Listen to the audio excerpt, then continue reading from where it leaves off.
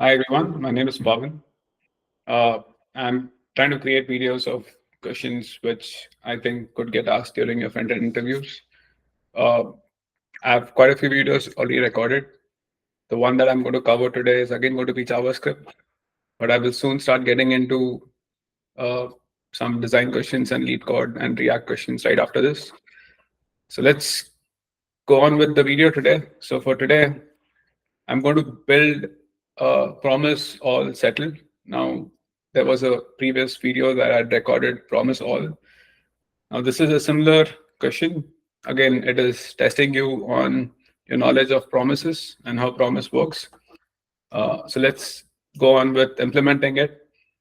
One of the main differences of promise all settled is that even if there are any failures for any of the promises where there is a catch being thrown, it is going to continue executing the rest of the promise, and it's going to give you an array which is going to comprise of objects where there would be status fulfilled with a value or the status rejected with a reason.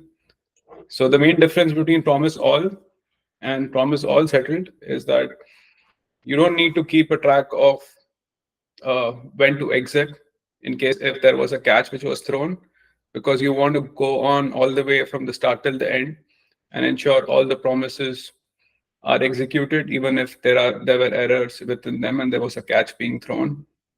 So let's get started. So most important thing is it returns a promise, which is basically the thumb rule.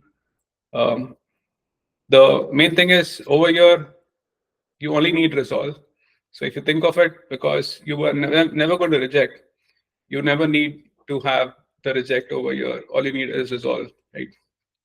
And now if the iterable count is equals to 0, we are going to resolve with an empty array, which is just checking for any empty iteratable that is passed to it. Now, similar to how we did it for promise all, we are going to iterate through all the iteratables. So let's do a for loop.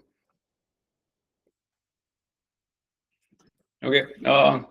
And how do we start resolving the promise? So we will use the static method, which is available within promise, which is promise.resolve. So let's get the promise over here.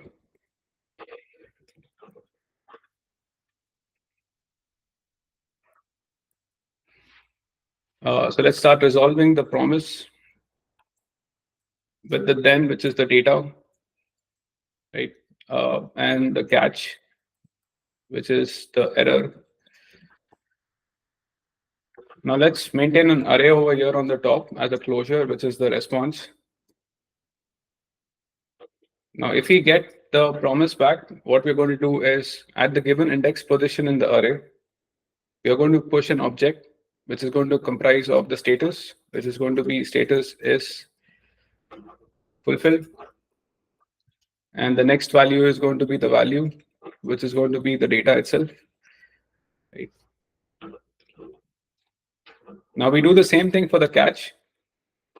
The only difference is that we are going to use the signature of an error, which is going to call it rejected, and we're going to give it a reason, which is going to be the error dot message, or it could just be the error. Most likely, it should always be the error message, but there could be cases where it's not an instance of an error and a string is being passed, and you just have the error being written to it.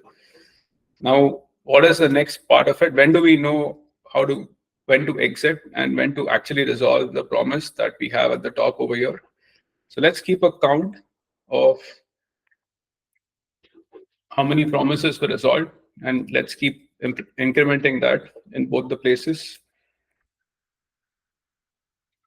Now, when the count is equal to the iteratable length, which is when we have reached the end of it, that's when we now resolve. That's the promise over here. And we are going to resolve with the rest, which is going to be the array, which is going to comprise of the status and value at the appropriate index based on how it was defined when it was passed for the promise all settled as part of the sequence of the iteratable. And the same thing we are going to do for reject. which is count equals to iterable.length. And all you're going to do is resolve and res again, because all we are doing is we're pushing into the res all the time. So this should be most of the code. Let's try running this and see what happens. Pull it. I think it is going to pass all the basic tests.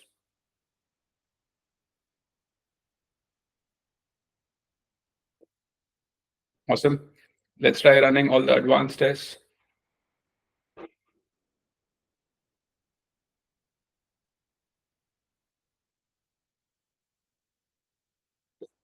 Awesome. So it finished all of it. The only difference is, I mean, you could have used a for each over here. I used a for loop. There is no difference. You just need to remember that when you are pushing into the res array, you're going to be pushing at the appropriate index, because we want the sequence of the fulfilled and rejected to be the same as the one that was initially sent across, which is as part of the iterable. If you don't do that, and if you try pushing into it, which would just imply that we are going to push based on the order of the promise being resolved, which is not going to match the initial sequence of the array. That's why it's very critical that you only push it at the appropriate index, and then you keep a count, and you check if it's reached the end. And if it's reached the end, then you just try resolving and pass the array to it. So this is promise all settled. Thank you, folks. I'll keep recording more videos.